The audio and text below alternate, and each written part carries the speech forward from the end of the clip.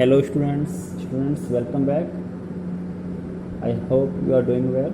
Students, in the last video we discussed about relationship between planning and control, in which we have discussed how planning and controlling are interdependent to each other and how they are different to each other. Students, today we are going to start the next topic, that is controlling process or steps involved in the process of controlling. Controlling process के अंतर्गत कौन कौन से step involve होते हैं उसे हम क्या बोलते हैं, कंट्रोलिंग प्रोसेस। तो बेटा कंट्रोलिंग प्रोसेस के अंदर मेनली आपके 5 steps are followed during the course of controlling. Controlling process के अंदर मेनली आपके 5 स्टेप्स फॉलो होते हैं। कौन कौन से? That is first one, setting,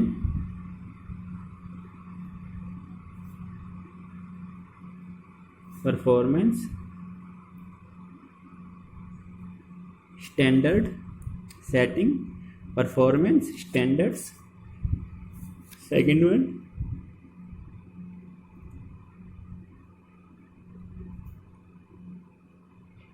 measurement of actual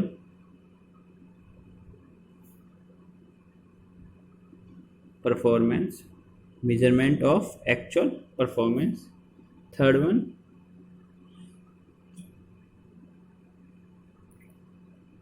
comparison of actual performance with standards, comparison of actual performance with that of standards. Fourth one,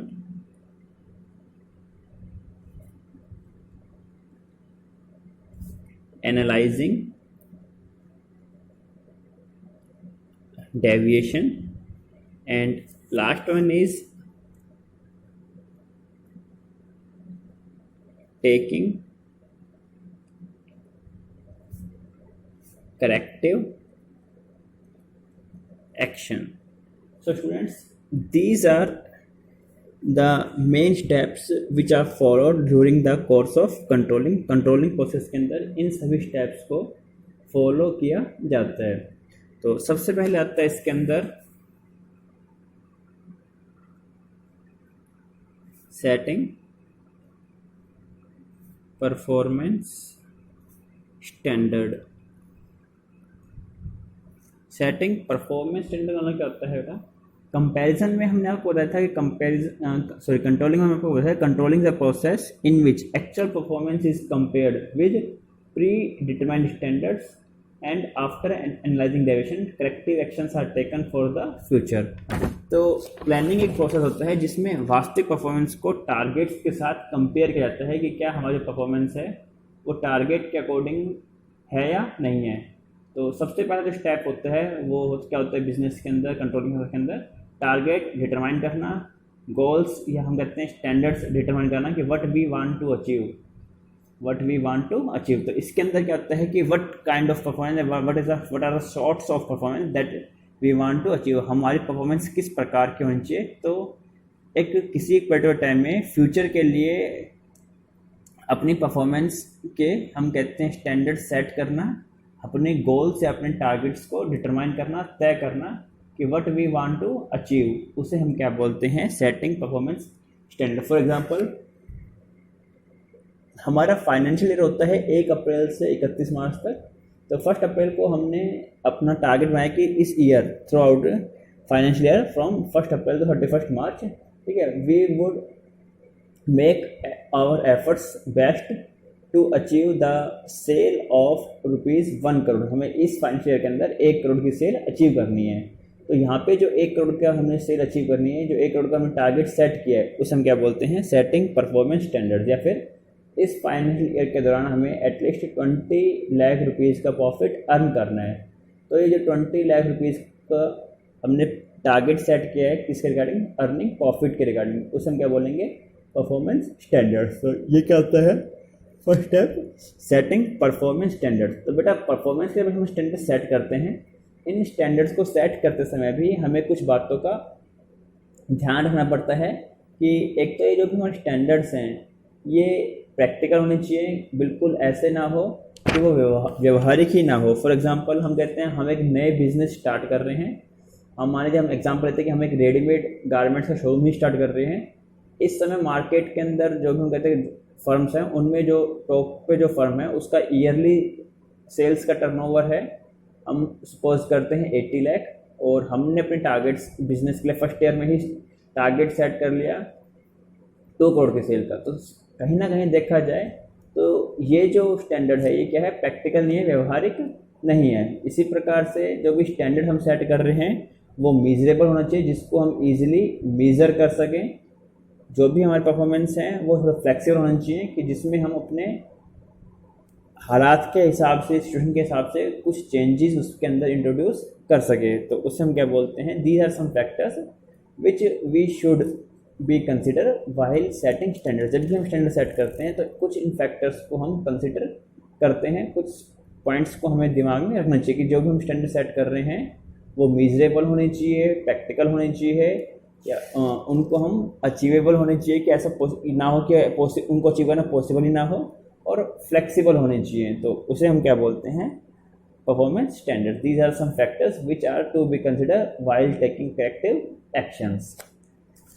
second one is measurement of actual performance. Second step के अंदर क्या होता है बेटा, measurement of actual performance. सबसे पहले हमने target set कर लिया, तो अब क्या है, फाइनेंशियल ईयर के एंड में या फिर जो भी हमने पर्टिकुलर टाइम पीरियड अपने सेट किया था कि इस पर्टिकुलर टाइम के दौरान हमें ये टारगेट अचीव करना है, तो वो टाइम पीरियड कंप्लीट होने के बाद हम अपनी एक्चुअल परफॉर्मेंस को मेज़र करते हैं। क्या करते हैं, अपनी एक्चुअल परफॉर्मेंस को हम मेज़र करते हैं कि what we have actually achieved, कि फाइनली हमने क्या अचीव किया इस पर। जैसे हम कहते हैं कि 1 साल के बाद 31 मार्च में हमने अपने बुक्स ऑफ अकाउंट्स मेंटेन किए, तो हमने क्या पाया कि इस साल जो हमारी एक्चुअल सेल है दैट इज़ ₹70 लाख। तो उसे हम क्या बोलते हैं, मेजरमेंट ऑफ एक्चुअल परफॉर्मेंस। इसके अंदर एक्चुअल परफॉर्मेंस को, एक्चुअल जो भी हमारी आउटपुट है उसको मेजर किया जाता है कि what we actually achieved, what we actually gained, उसे हम क्या बोलते हैं, measurement of actual performance. Clear है बेटा। सेकेंड स्टेप इसके अंदर क्या होता है, measurement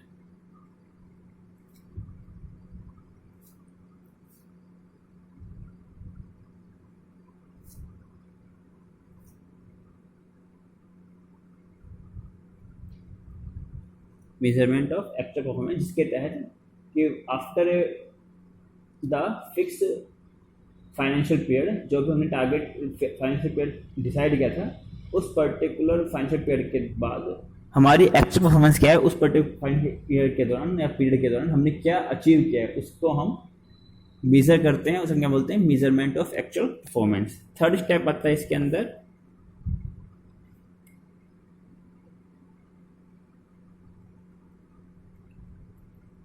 comparison of actual performance with standards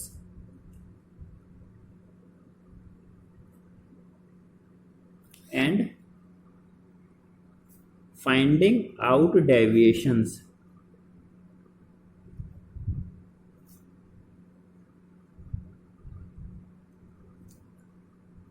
इस स्टेप के अंदर क्या होता है, थर्ड स्टेप क्या होता है, कंपैरिजन।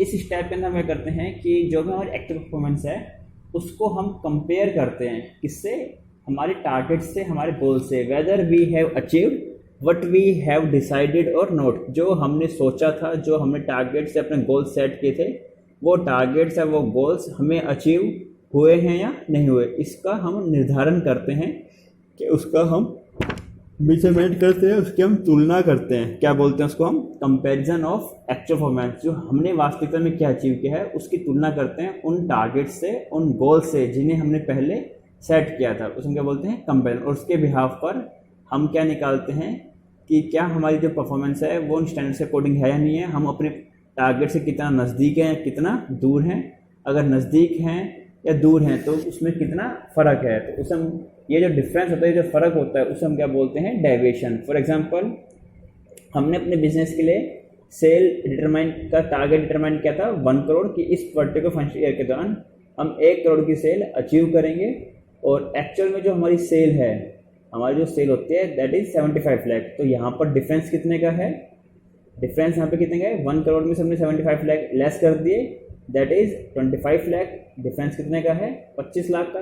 तो ये डिफरेंस है एक्चुअल परफॉर्मेंस का और स्टैंडर्ड्स का, उसे हम क्या बोलते हैं, डेविएशन। क्या बोलते हैं बेटा हम, डेविएशन। तो थर्ड स्टेप में क्या होता है, एक्चुअल परफॉर्मेंस की तुलना की जाती है स्टैंडर्ड्स के साथ, और उसके बिहाफ पर हम निकालते हैं कि जो हमारी एक्चुअल परफॉर्मेंस में और टारगेट्स में कितना डिफरेंस है। इस डिफरेंस को हम क्या बोलते हैं, deviation. It refers to the difference between actual performance and standards. क्या बोलते हैं उसको हम, deviation.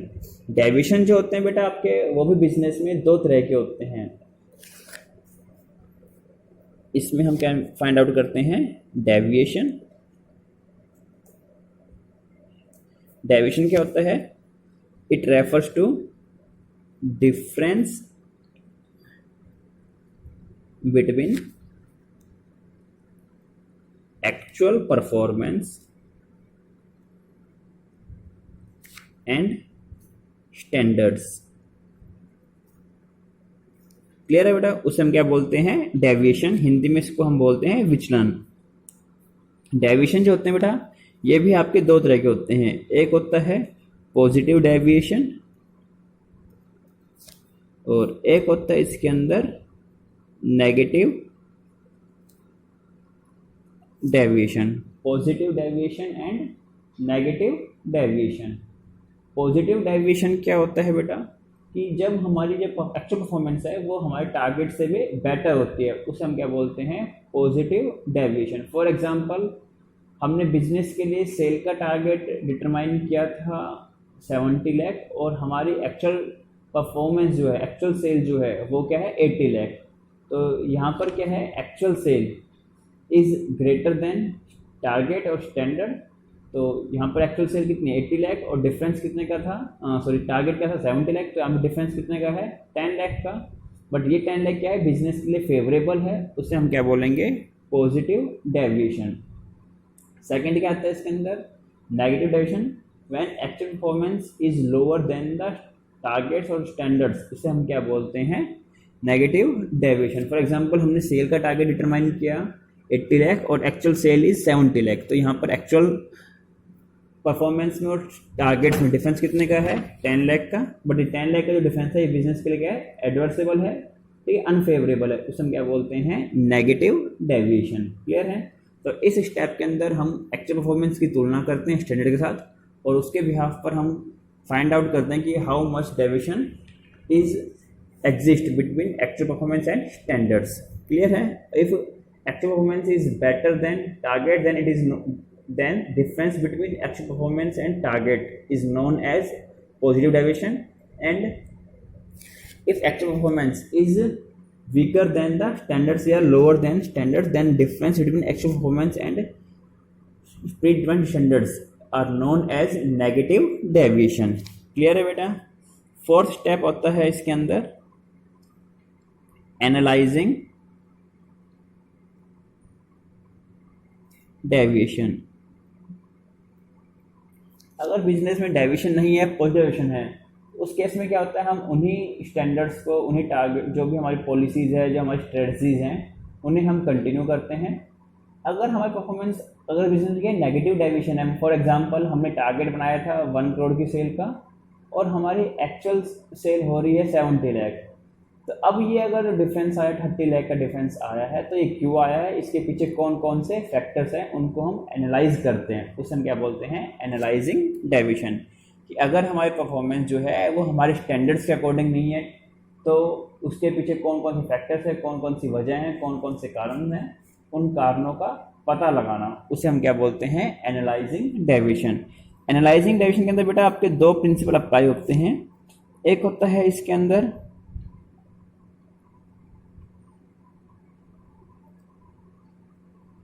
Principal of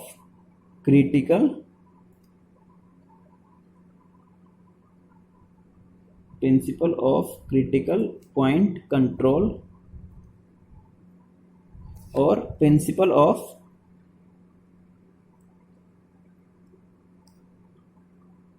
management bye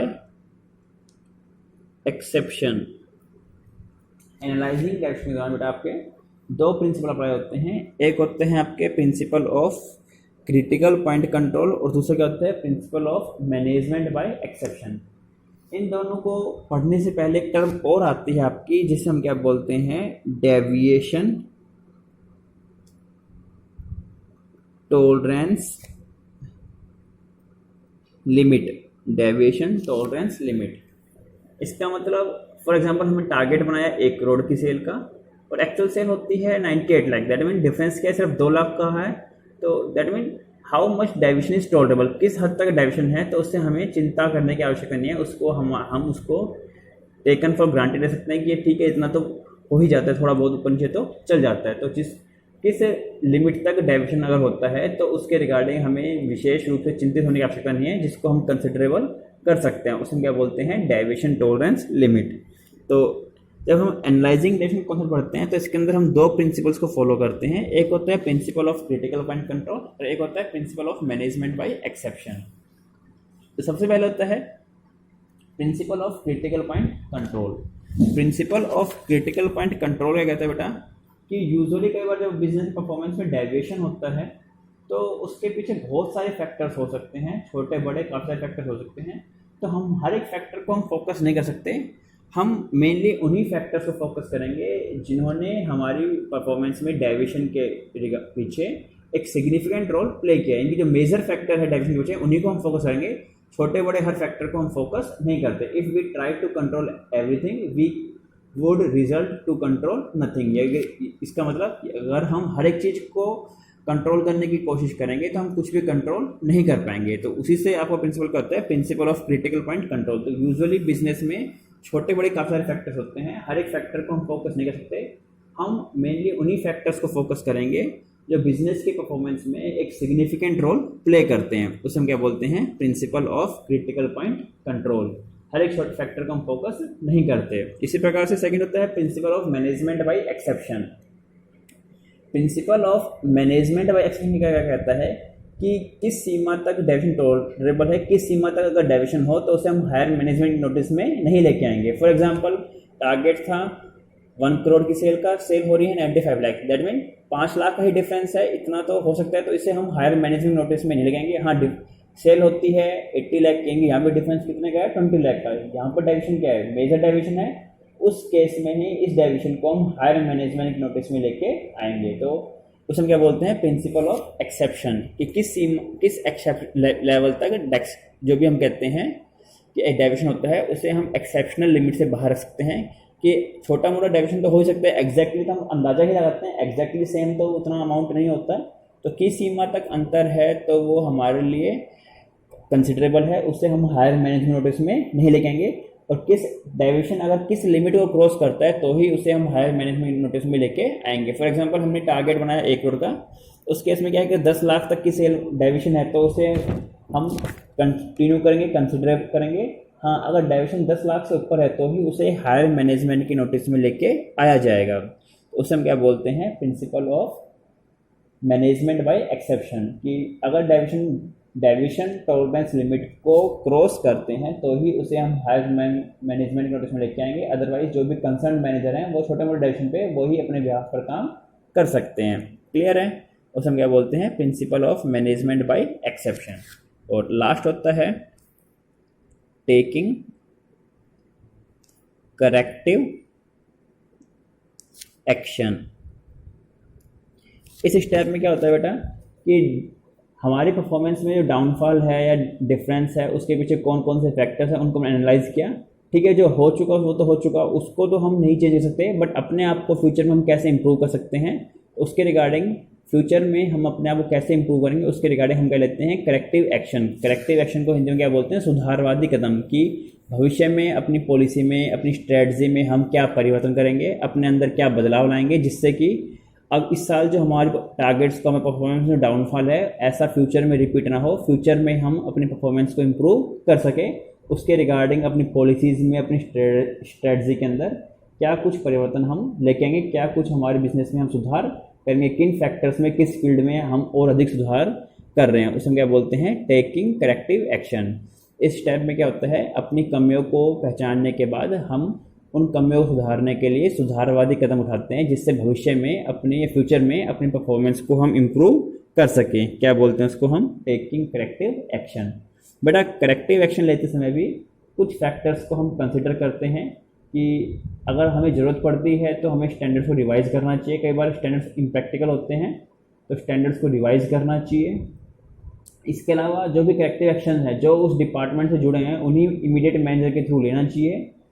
हमारी कमियां कहाँ हैं उसी फील्ड से रिलेटेड ही हमें करेक्टिव एक्शन लेने चाहिए। कई बार क्या होता है, हमारी कमियां कहीं और है और हम करेक्टिव एक्शन कहीं और ले रहे हैं। फॉर एग्जांपल हम कहते हैं हमारे हरियाणा के अंदर हमने हरियाणा स्टेट को 4 जोन्स में डिवाइड कर रखा है, नॉर्थ, ईस्ट, साउथ और वेस्ट, और एक 5 जोन में, एक सेंट्रल जोन।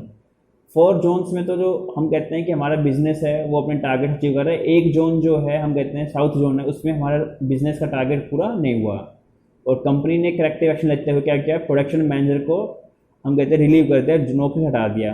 क्या ये सही है? अगर प्रोडक्शन मैनेजर का फॉल्ट होता है, प्रोडक्शन की क्वालिटी में डिफरेंट हम कहते हैं कमी होती, तो बाकी हम कहते हैं जोन उसमें भी टारगेट अचीव नहीं हो पाता। इसका मतलब क्या है, एक पर्टिकुलर जोन में टारगेट अचीव हो रहा है, इसका मतलब क्या है, उस जोन का जो सेल्स मैनेजर है या मार्केटिंग मैनेजर है उसकी परफॉर्मेंस वीक है और हमने कदम क्या उठाया, हमने प्रोडक्शन मैनेजर को रिलीव कर दिया। इसका मतलब क्या है, यहाँ पर करेक्टिव एक्शन में और हमारे काज ऑफ डायरेक्शन उसमें कोई कोऑर्डिनेशन नहीं है। तो जहाँ पर भी एक्चुअल जो काजेज है उन्हीं के ऊपर ही हमें करेक्टिव एक्शन लेने चाहिए। जो उस पर्टिकुलर डिपार्टमेंट, जो उस पर्टिकुलर फील्ड है, उन्हीं के द्वारा ही करेक्टिव एक्शन लिए जाने चाहिए। अब अगर पॉसिबल हो सके तो हमें हमारे स्टैंडर्ड्स हैं उन्हें भी रिवाइज करना चाहिए। So students, these are major factors to be considered while taking corrective action, and in this way our process of controlling as well as this chapter as well as this unit is complete now. In the next video we will start the next unit, that is financial management. Till then, goodbye.